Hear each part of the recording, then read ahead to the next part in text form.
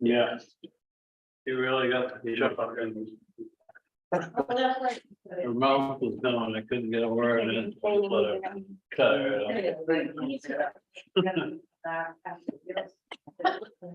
All right, are we ready? I'm ready. You guys ready? Ready. Okay, welcome. It is July 12th and we are starting our meeting at 6:01-ish. And do I have any public comments for items not on the agenda? Okay, and we will get right into town reports, please. Hello, everybody. So starting out with the town administrator report, there's a couple things on it. The first one is I wanted to share with you that unfortunately Kathy has given her notice. She retired once and then came to us at a day and a half, and then with the transitions, she agreed to be at 3 days, and so she's now at the point where she wants to retire and enjoy her retirement.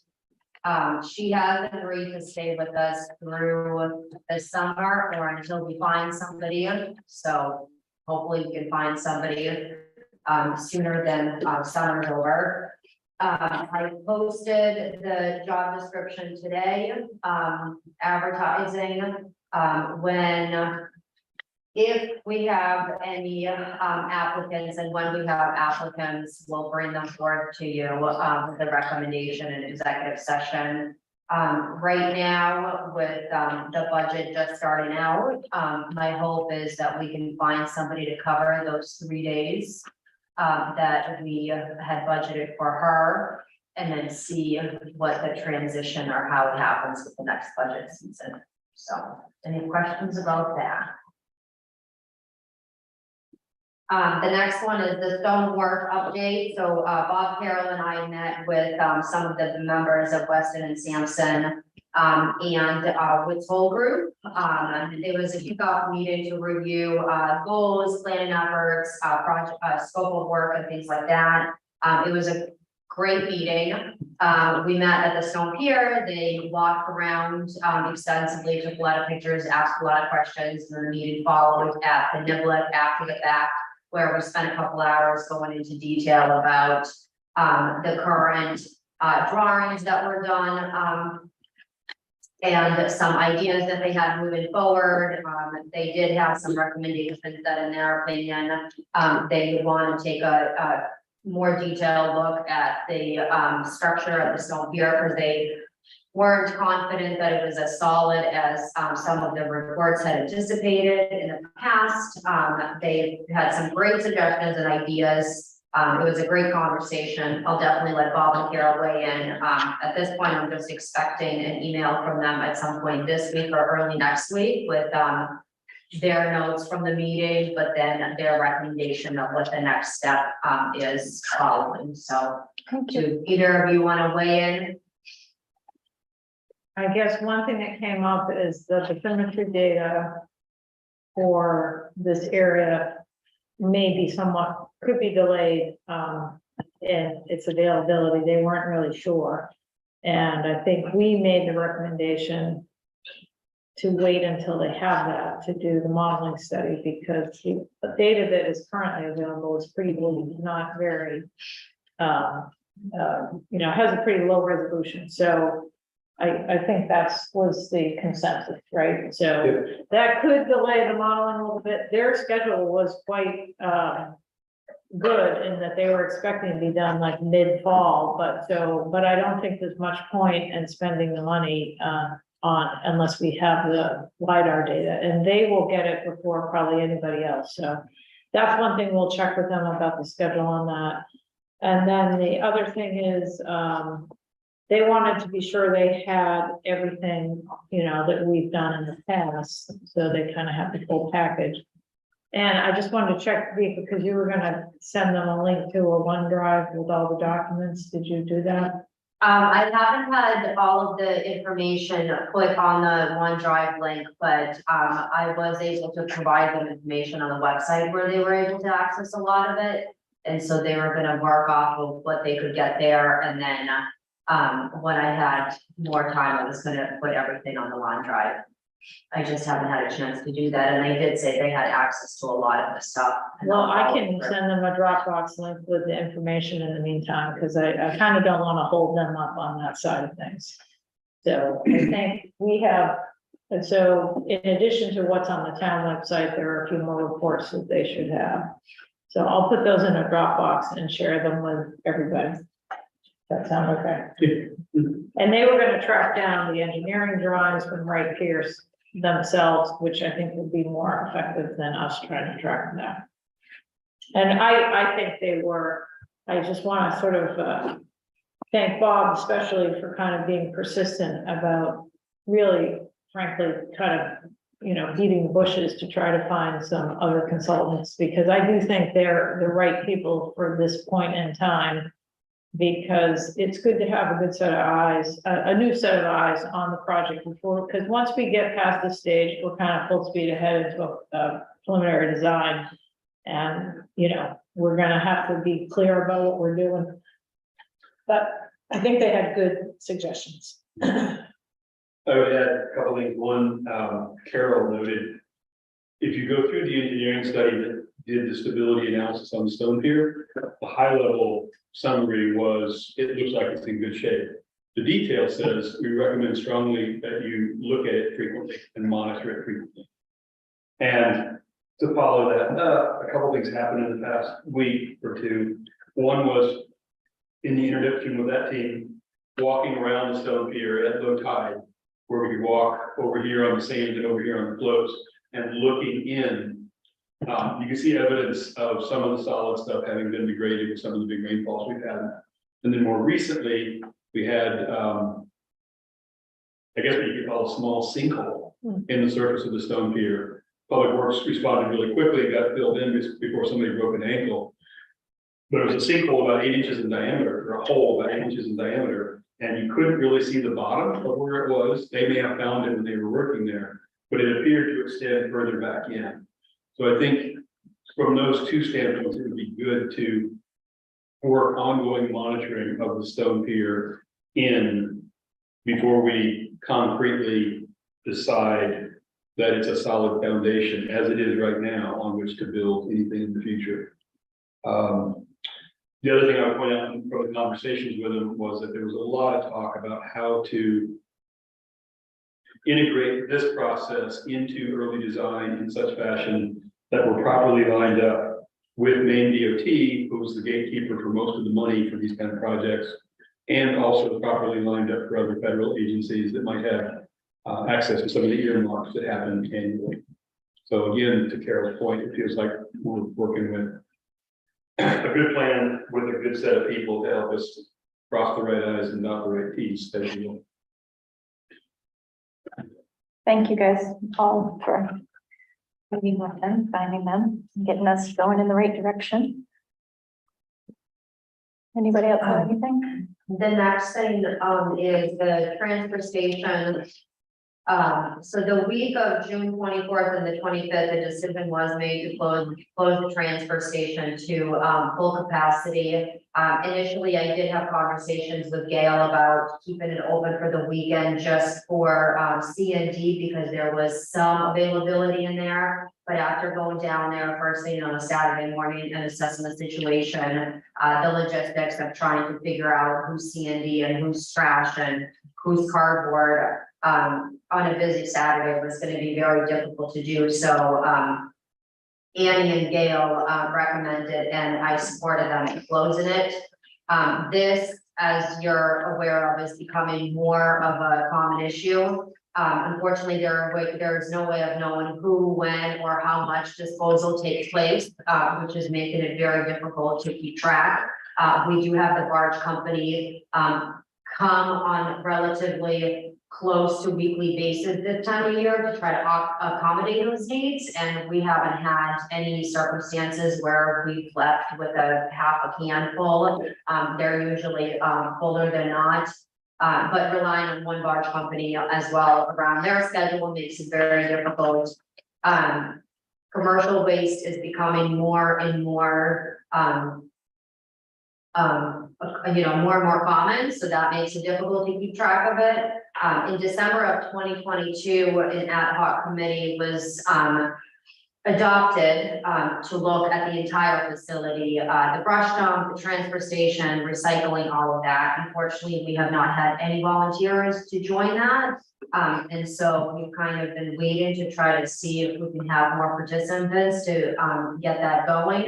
And so at this point, I would like to try to encourage people and maybe spread the word more in the community that it is a serious need for a discussion and that we really need to start talking about it to make some changes because this is going to keep happening. I do plan to sit down. We were going to do it today, but then it ended up being canceled. Sit down with Gail and Annie and just talk about how small steps on day-to-day basis within the transfer station, things could be changed. So putting Gail outside under an umbrella or something on hot days, so there is a visual presence at all times, because people tend to sneak things out into the raw containers, and then we get charged for them. Annie and her are planning to be there on weekends, fairly overlap together to try to make sure that there is multiple people. I did go up there on the Monday after the closure and watch the process of the 2 cans come and go. I know there are sometimes complaints from people when if the barge happens to come and we have to have people leave. Watching that process, it is extremely dangerous and not a place where people should be dumping when that is happening, because it's like nothing I've ever seen, and the mess that they have to clean out afterwards, it's unbelievable. So I think that the transfer station is getting maxed out, very much so, like a lot of other facilities that we have here, and we need to look at it a little bit more closely and try to see if we can put a Band-Aid on it while we figure out a bigger solution. Do you have an idea of what you want to do to try to get the word out for more volunteers? Like, So we can advertise again. I mean, we can send out a flyer to everyone if we want to. I'm not really Anybody have sure any what suggestions? more on Carol? a town. Yeah, I just wonder, I just don't know if we have capacity for another committee. And Bo was kind of behind that, and, I think he's pretty busy.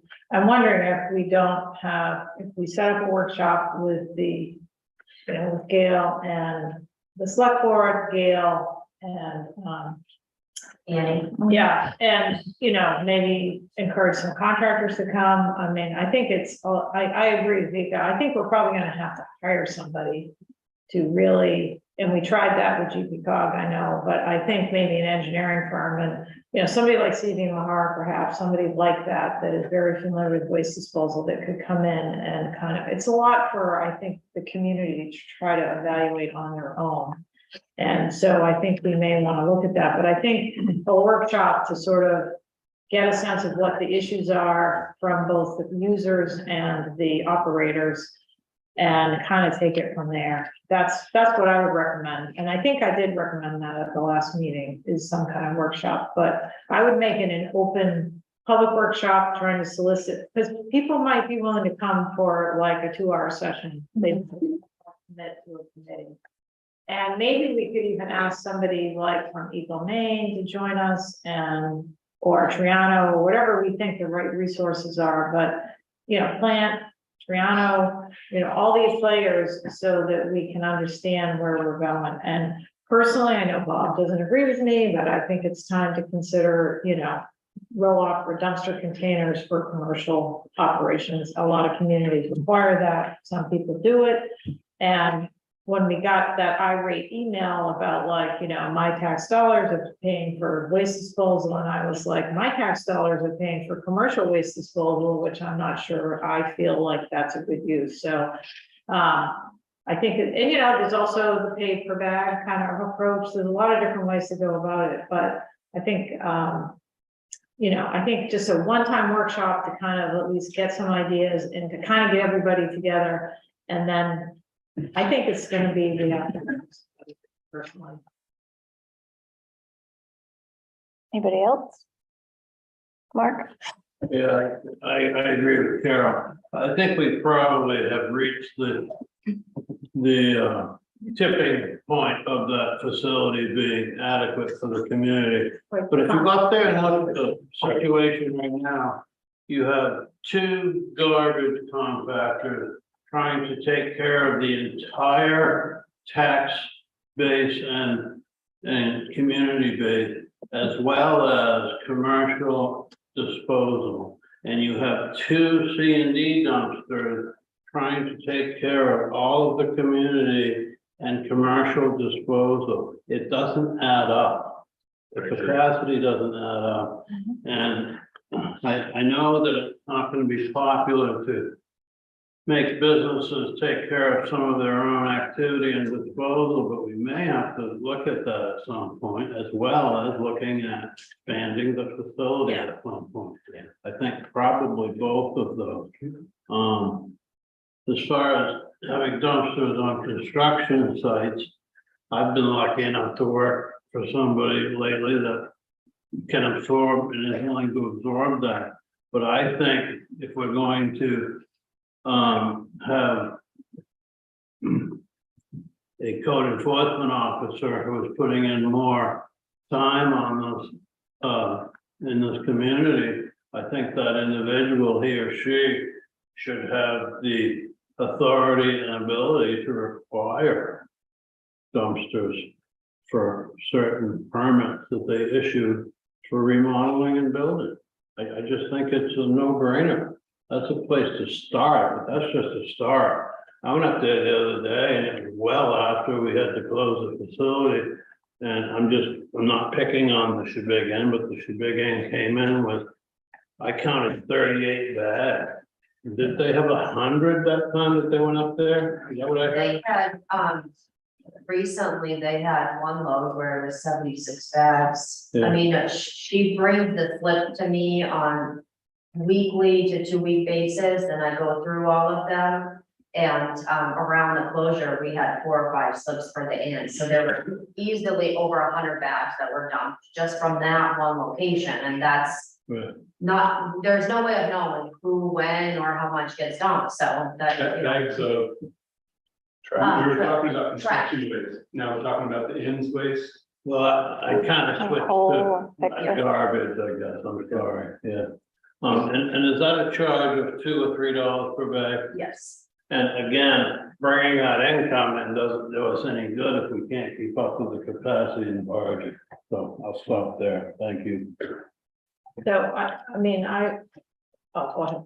Go ahead, Josh. No, I was just saying, like, we take a lot from the store, we take a lot of cardboard up there, and it just seems like the dumpster on the outside underneath the roof is for cardboard, but that fills up in a matter of a day. Or there's just no space, so I agree with Mark where you need to try to, or and Carol, like maybe hire someone to figure out like how are we gonna expand this, because the island's not getting any smaller and we need to do something. Yeah, again, I said before, I'll keep saying it. I don't think requiring contractors to have roll off is the solution to the problem. It is a part of the solution, but it's going to result in a lot less recycling and a lot more stuff going to the landfill that could be recycled. I think a more holistic approach needs to deal with the fact that the volume has increased so much that our rate of transfer out of the transfer station can't keep up. Adding fees is not going to change that. Adding roll-offs will change that for the construction waste work, but it's not going to change it for cardboard or garbage. And I 100% agree with Carol that we need to get some professional resources brought to bear on the problem and get the opinion of people who know more about it than any of us do. Put together. One question is, do we have money in budget for such an engineering study? How could we fund that? I don't know if we have any extra money in this budget, probably not. And I think, I think the first step might be to kind of at least figure out, what the bigger problems are. The wood dump to me also needs some kind of thought. Because sooner or later, we don't want to have a fire there either, but there may be some funding sources. The DEP, of course, is doing, a pretty big effort to look at waste source and reduction, and they've been having all these meetings, and, we could check with them and see whether there's any funding available. Because we haven't appropriated anything for this budget, but, maybe we can find some grant funds, because I think, I don't think it's something the community really has the capacity to handle. And I think we are gonna have to redesign the place. I agree. And I think the state is working very hard at sort of source reduction because, and I don't know if you know, but they passed a bill in the legislature 2 years ago where they're basically trying to put the cost back on the producer, which would be like Amazon. And so they're working through how to do that. And they've been asking for a lot of municipal input. I don't think we've participated because we don't really have enough people, but that's kind of the overall strategy by the state of Maine is to try to make some of the particularly commercial producers of cardboard waste irresponsible. So our next step, do we want to try to schedule a workshop in, say, August? I would even go for September maybe, because everybody's so busy in August. And it might calm down for those guys up there, right? Yeah. Because honestly, I have some sense of what the problems are, but I think if we get the people together in a room. And maybe we could get some people from the state waste, solid waste group. And maybe Eco Maine or, see what resources are out there so that, at a meeting, we could find out what our options are.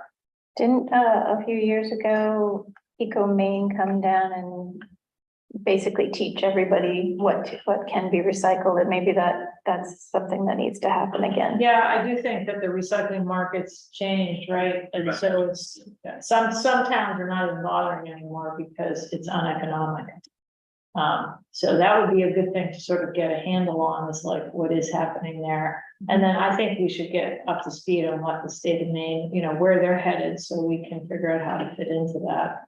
And, Long Island mentioned it's the barging of their trash that's also a problem.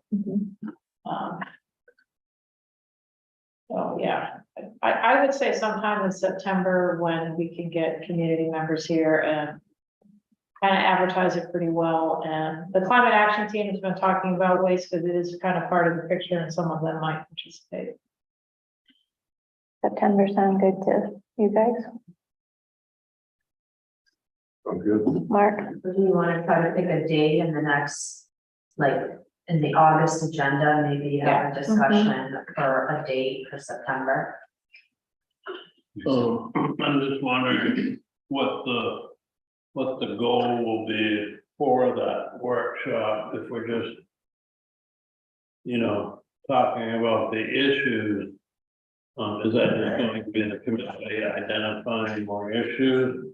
Or are we going to have a more of a goal of trying to bring someone in? I guess I don't want to just have a big discussion on the transfer station without some professional, going out to some professional direction, I guess is my point. So maybe what we could do, I'm just sort of thinking out loud, is have the DEP solid waste people come. And we can kind of hear from them. They're very, and Eco Maine, I think those would be the two players to sort of, because they're the waste people, and just try to find out, how we can handle this problem. What are the options for, expanding the facility? Is there any funding available? And with the infrastructure bill, there might be money out there. I haven't looked. But I think sort of a meeting with the state saying, we got a big problem here, we're gonna have to deal with it. So they're aware, and then for, and what's out there, and then just for us to kind of try to get on the same page about kind of, what are the problems? Yeah.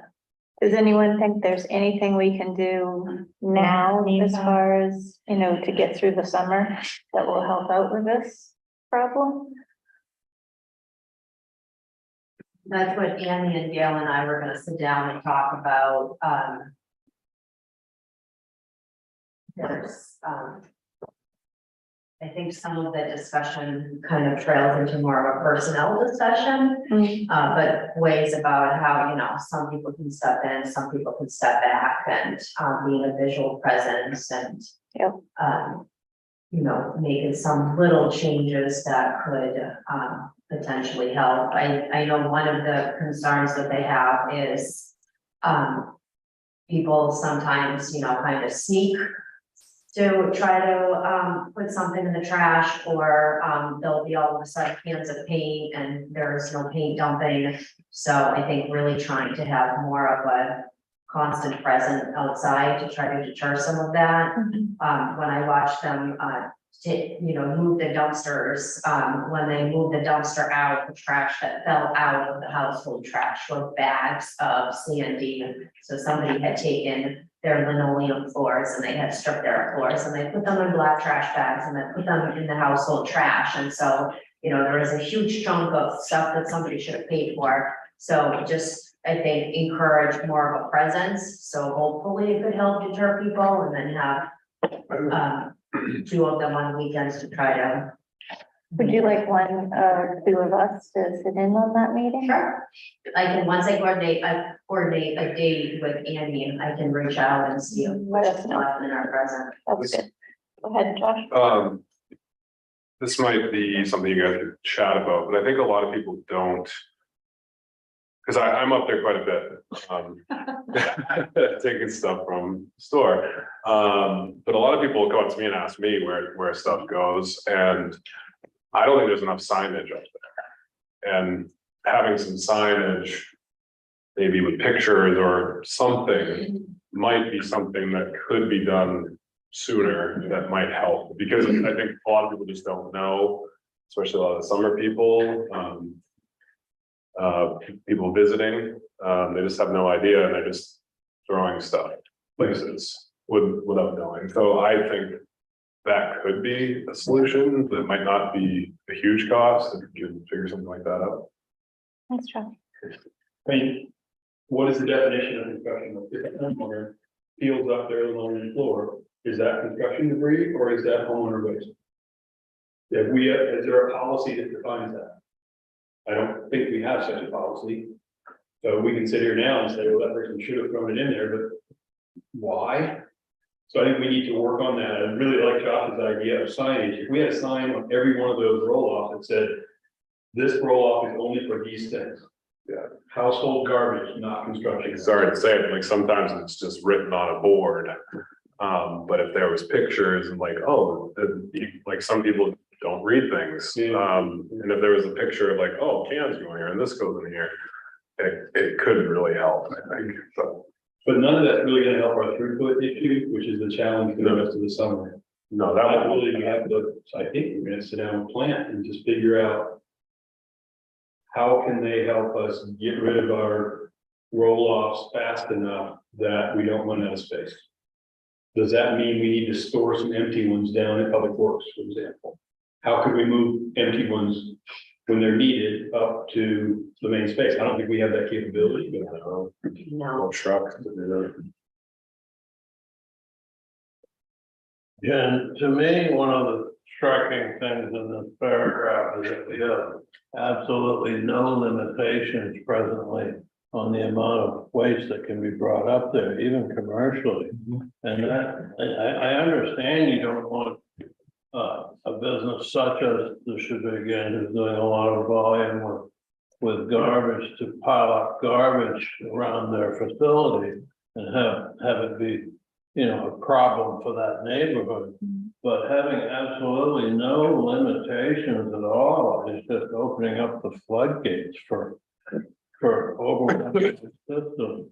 And a couple of years ago, you and I and Bo met with Lionel Plant and Triano. And we increased the number of at that present time but it basically put us over budget barge. That's the danger of that. They can try to come more frequently, but you'll blow your budget quickly. So I won't go on. Okay. What happened would there be a possibility of having another container that was just for, commercial business? That all the businesses use and You mean non-construction, just, non-construction, just for like, let's say the inn or the Saudis Market, or that way, if it filled up, then we would have to wait or something, or so that way residential. We would need another compactor, so the machine that Got it. Squishes moves it. it, and a few years back, the town did purchase one, and I think I went. Like $15,000-$20,000, something like that, but there's also space. You Those couldn't, take you up a couldn't lot of use like an space. open container and throw the bags up over, like you do with a cardboard. Mitigate some of the stuff. I think then you'd be Those, so getting- with the household trash, the way they work is you throw them in those containers Yeah. and then they move the trash and Back. squeeze it, Oh, move it okay. back. Gotcha. I don't know what, what kind of capacity they have for household trash going over. Or, yeah, commercial. I'm not sure. Carol, I was just wondering, are we tracking, I don't know what the operator tracks, does she track cardboard versus, household trash versus construction debris, is that all tracked individually? I mean, so she knows how many dumps, how many containers of each we have per month? Are you talking about, does Yeah. Gail track that? No, she doesn't track that. That's information that we can get directly from the companies. So who tracks that? Eco Maine and, the other company that we distribute to, which. So when we went through the invoices for the greenhouse gas stuff, I remember seeing, I guess I didn't think they kept track of cardboard separately, do they? I mean, do we have a sense? Is it household waste, is it cardboard, do we know, Do we have data? do we know what the biggest area problem is?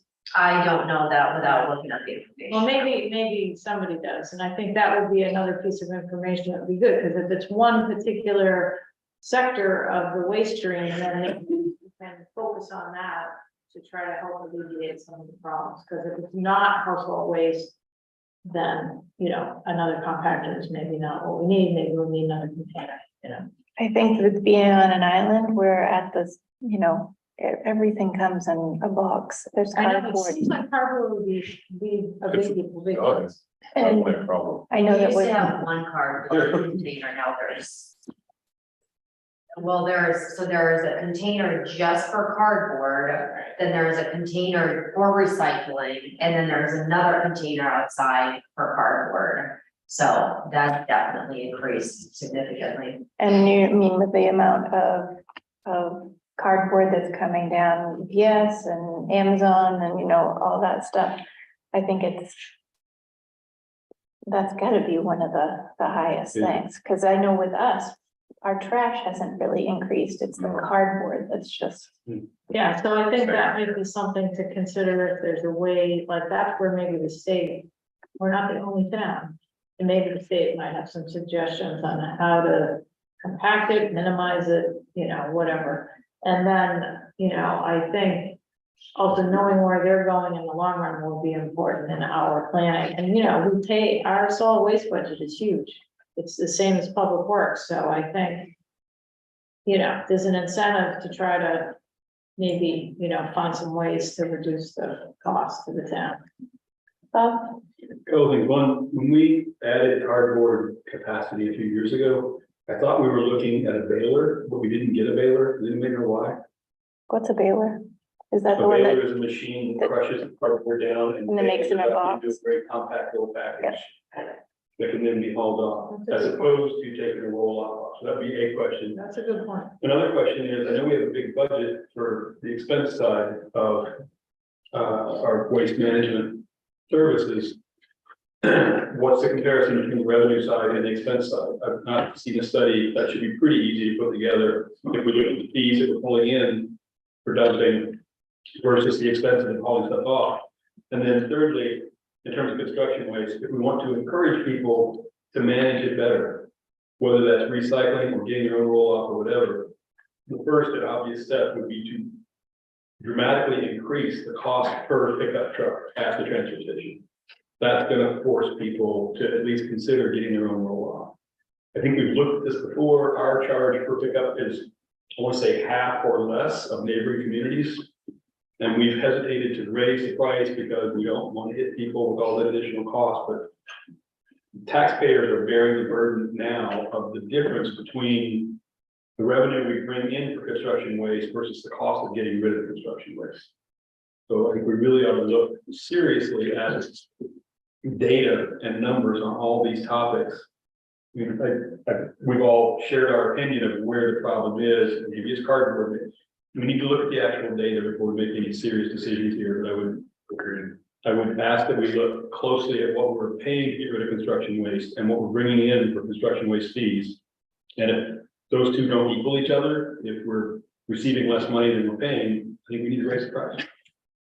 Last July 1st, prices were raised. They went from $35 to, I believe, 75, but with that Doesn't come close. no, so on the treasurer's report, the revenue, when I printed this for the last fiscal year, was a little over $35,000 in solid waste fees. So that's everything, you know, that people pay for, which And the is expense side, significantly more than it has been in the past. and what's the expense side? The expense, I don't, I mean, in total, what is it, 32? It was 211,000. It was 188,000. Okay. But we budgeted like over 200,000, right? 211,887 was budgeted, correct? So to some degree, as a taxpayer, we feel entitled to have our garbage hauled off. And some towns are moving toward fees to cover that. But that's homeowner stuff, but the construction stuff, business stuff, I think those are different topics, and we have to treat them as different topics. All right, so maybe somebody can jump in and take a look at things before our next meeting, and We have I'd be- the solid waste stuff compiled, some of it, I'm not sure we have it differentiated, so we can put that together, because both the barging trip and the solid waste. And I'd be happy to contact the DP and sort of find out before our next meeting, kind of what they could do to help us. that would be great. Can you send us whatever you've compiled? Just so we can Yep. look at it. You want me to look at signage, Let's or? design it before we sign. Oh, that's, Signage is a tricky thing to design and make it effective. Jackie? A couple of questions, comments. Do the banana boxes, the big mountain of banana boxes that I observed, do those get flattened and put in the cardboard Yes. thing? Yeah.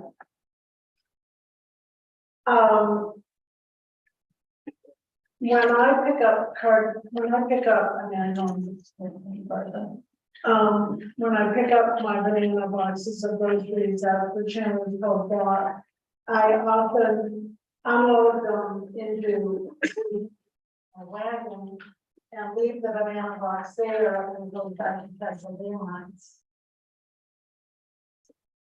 And then the other thing, I was thinking about the increased waste from renters, you know, I mean, it's kind of a big increase, you know, in terms of households.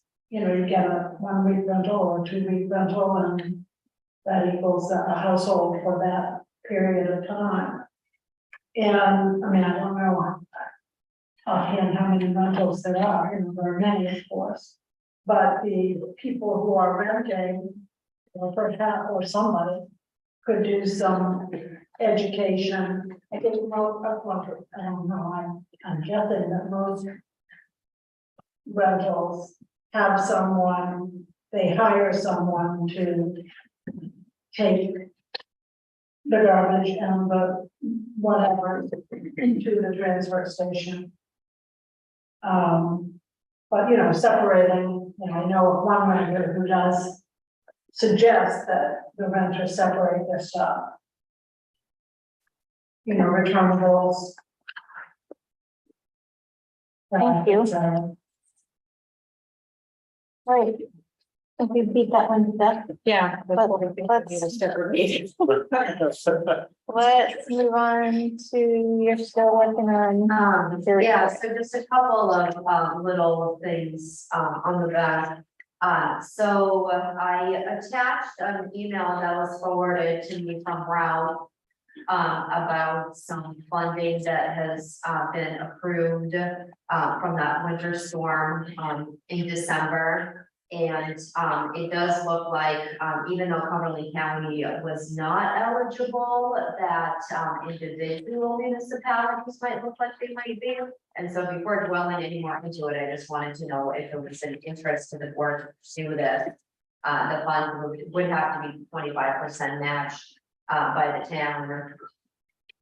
And could be as low as 10, so, before I put any effort into that, I just. The town or where the board stood of that. Carol?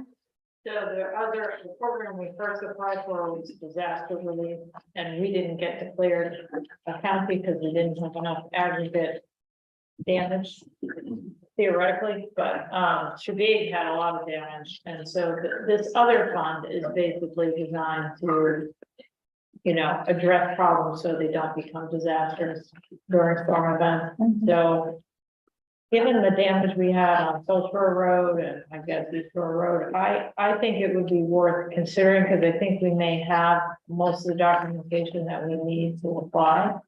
So that would be my recommendation, just to at least find out if we want to pursue any kind of stabilization of those roads. There is the issue of, you know, property ownership, which we would have to resolve, but those aren't really usable pieces of parcels of property on the shore side. So it seems like if we could be eligible for funding, we might be able to get the property owners to be agreeable. I don't know. That's what I was thinking.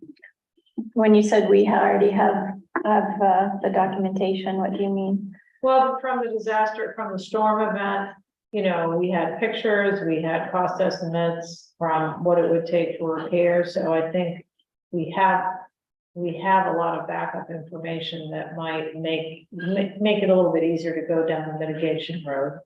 I don't know what's involved in the application, and I guess that would be, I would suggest that we could contact Heather, who was the person we talked to originally, and sort of see what it looks like, what we need to put together.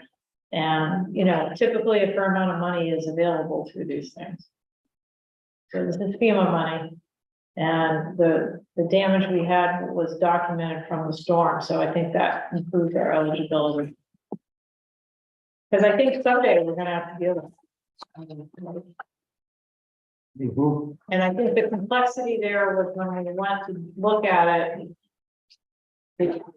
It's privately owned on the shore side of the road. But I do think that some of those property owners seem like they might be reasonable about, you know, if it means that far off the road so they can have access to their house, they might consider cooperating. Anybody else? I would agree with what Christine. I agree. What's the total amount that is available? 291. And that's for the whole state. Oh, is it 291,000? Yep, yeah, That's where I looked at it. Oh, you'd have to match 25%. forget that. I mean, our estimate was close to 9 million. You sure that's the right number? 291K. I printed out the email that Yeah. Forget it. Unless that's to do a design, that could be why, but no. I just assumed it was more. Yeah, unless that's 291,291,000 wouldn't fix East Shore Drive, my goodness. Right. That's what I looked You'd at. only get the funds if we did the work, correct?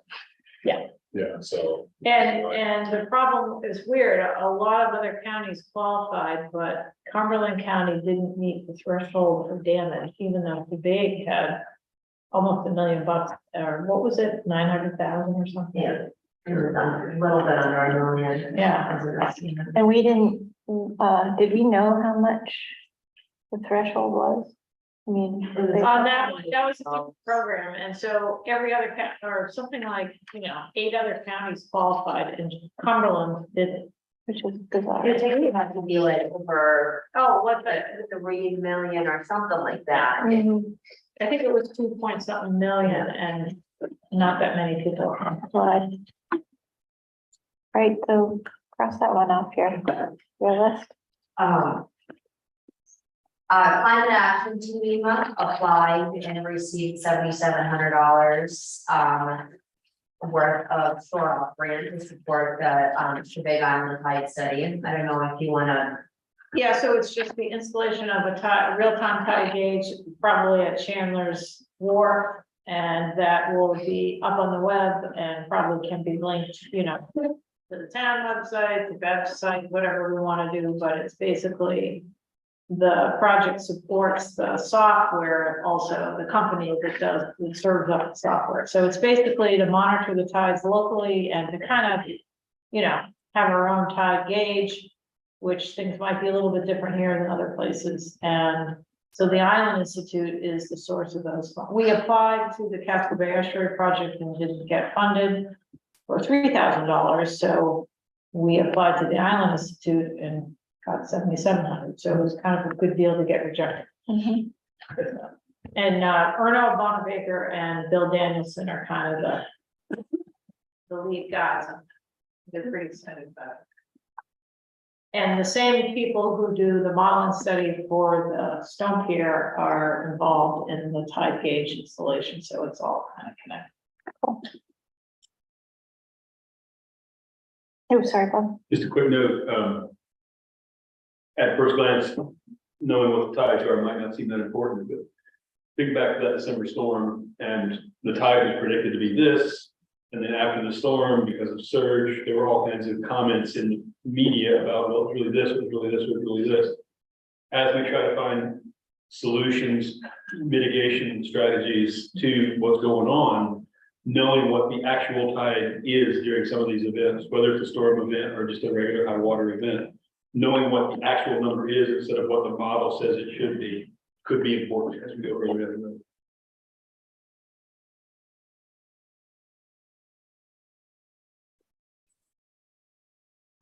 And then the last thing on the TA report is the broadband. So a while back, I had informed the board about a broadband planning grant that we applied for. And the purpose of this grant, and it looked very promising in the early stages of the discussion with Island Institute, that the town would be able to receive an extensive grant.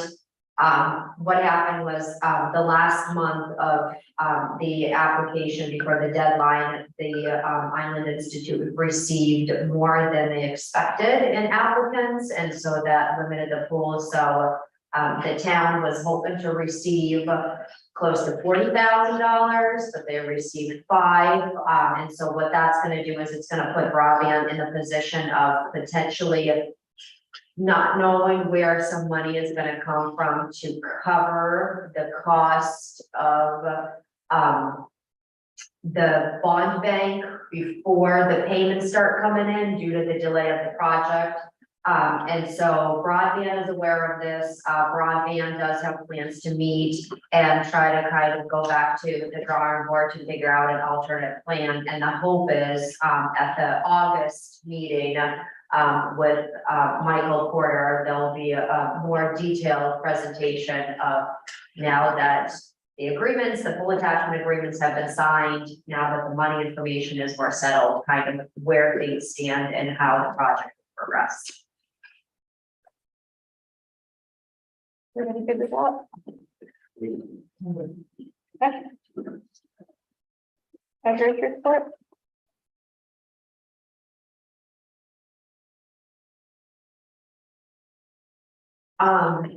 So with the treasurer's report, any questions? Or if you want me to read it, I guess. We ended, our 23 fiscal year, we started 24 fiscal year. Currently the reconciliation is, June and May is not finalized. And I did tell you at the last meeting that I was gonna have it done. I did take it into consideration, bookkeeper, the last 3 months, the first week of each month, has been on jury duty, so I did take into that account, so I apologize about not being able to get that done. I have started, kind of looking through in detail, where the budget ended for fiscal year 23, and with the exception of the legal budget, the rest of the departments, nothing exceeded the budget, and so we stayed below in all of those budgets. So when I closed off at the end of the year on June 30th, based on where things stood there, it looked like there was about a little over $700,000, which would be kind of the undesignated fund, the unused money. We will have over the next probably 2 or 3 months still bills cycling in from the previous fiscal year. So that money or that amount will be altered due to journal entries. But I think seeing that number initially puts me in a kind of a good confident position that the decision that the board made with using $200,000 that's gonna put the town position where they went outside of the policy. We do have the auditors coming tomorrow to collect some information on the fiscal year 22 budget. And in the meantime, because I've already started the work for fiscal year 23, I'm hoping that they can start the 22 and then working into 22, start 23 within the next month or two. So then we can have fiscal year 23 audit complete before the next budget year starts. Any specifics about the expense of the revenue or with anything that you saw? The reconciliation is that still at 900 off? I think is what you said. The last month, yes. Okay. Or the 2 months. Carol? So Vika, when you say the undesignated fund balance is 700,000, are you referring to the unexpended funds from fiscal year 22, 23? Or are you referring to the undesignated fund balance in aggregate, from previous years, plus what we would have had left? Fiscal year 23.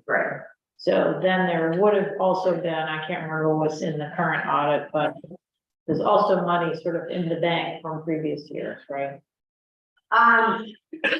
Yes, it is. It does get adjusted. So if there was kind of, let's say from fiscal year 22, if it said that it was $600 on collected money, and then in fiscal year 23, it said 700, it doesn't mean that those two numbers are added. Right, but we have a large balance, we had a large balance, in the audit they did, which would have been fiscal year 2020. It would have been fiscal year 21. So that audit had a fairly large balance in our undesignated funds. Right, and so you're saying that this is an additional 700,000? Oh, No, okay, that's what I didn't understand, okay. So this is our undesignated fund balance? yes. Total Yeah. at the end of fiscal year 20. Yeah, so what it does is when you close out, it kind of takes what you budgeted, what you expended, and it does its work, and then it generates this number of what was unexpected. And so based on previous years closing out, with this number being where it stands now, I think makes it more promising that fiscal year 22, when the audit's done, the undesignated will be a good cushion as well. Okay. Anybody else have any questions? And so I guess the other question I had was on the reconciliation. So right now we're 2 months out, and so when do you expect we'll be able to get caught up? I am confident that at the August meeting, we'll have, you know, the caught up numbers. And that's for fiscal year 23. Correct. That will be, so it's through June 30th. Yeah. Mark? I'm sorry that this isn't specifically related to questions of this document, but I just want to let people know. I'm still planning to hopefully do some preparation and groundwork to bring a recommendation before, hopefully well before our next budget session starts, to consider recommending forming a formal budget committee for this town. I've reached out to the town of Long Island town administrator asking for some information of how their budget committee is set up, how it got formed, appointed or elected, how it works with the select board, school board and budget process. And I'm hoping to bring something, you know, October or November, so we can start thinking about whether we want to set up a formal budget committee in this town. Thank you, Mark. And do you know, Mark, is that a decision that the select board makes, doesn't have to go to the community? Well, I've talked to your husband about it one time, and we will be talking more. But I think the thing to do is to look at how other towns are doing it, look at how it's the best way to set it up. And in my opinion, if you appoint a budget committee, this body has the authority Yeah. to do it. If it's elected, then it would have to be town meeting, and I'm not sure. There are some towns that have a budget committee that they appoint, like a select board and school board, so it's based on what the board would recommend. Yeah. Right. To do. But an election would be complicated. So I think it's worthwhile looking into. I think it's probably well overdue. And the select board's done an admirable job at times, and we've done a poor job at times. Thank you. Okay, Any questions on any of the other department reports?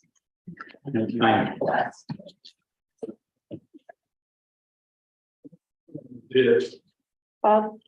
one small item report relative to public works, the stop sign that apparently was recently reinstalled at, the road coming up from Bennett has been spray painted. So the word stop is now covered in orange paint.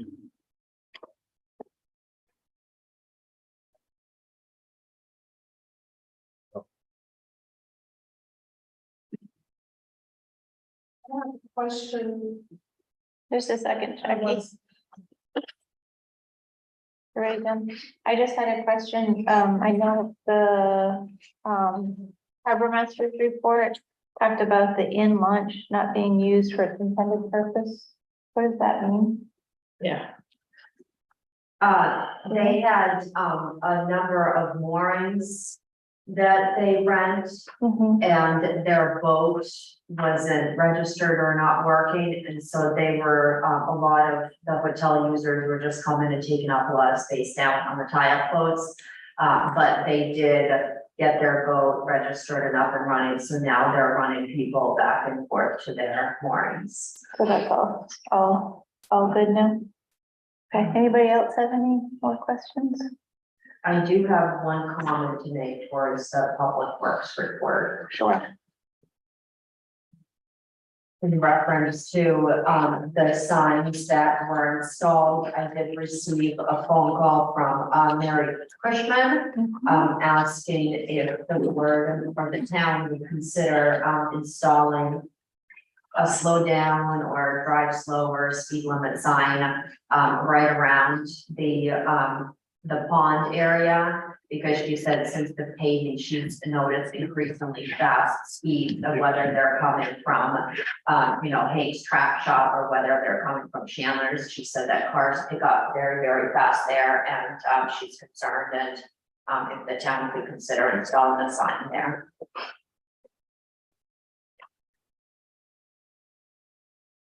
Do we have a sign available? Well, it depends. Do you want a speed limit sign? Do you want a slow down sign? What are those things that you put in the road? What did the, Speed bumps? Yeah, I would do it. yeah, that would, they'll just steal it, actually. yeah, they'll take it. They'll take it, put it somewhere else. So Okay. it could be, it can be permanently installed. like- Cold patch. They can use all the extra road material. It is a good thought.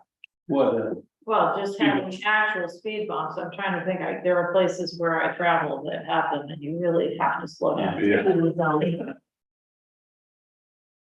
Mark, I think what she's asking for, it sounds like is, Signage. go slow. caution, There, not so there, much yeah, caution. I think rather- Congested area. I mean, I think any of those signs. rather than a speed limit sign, which people totally ignore.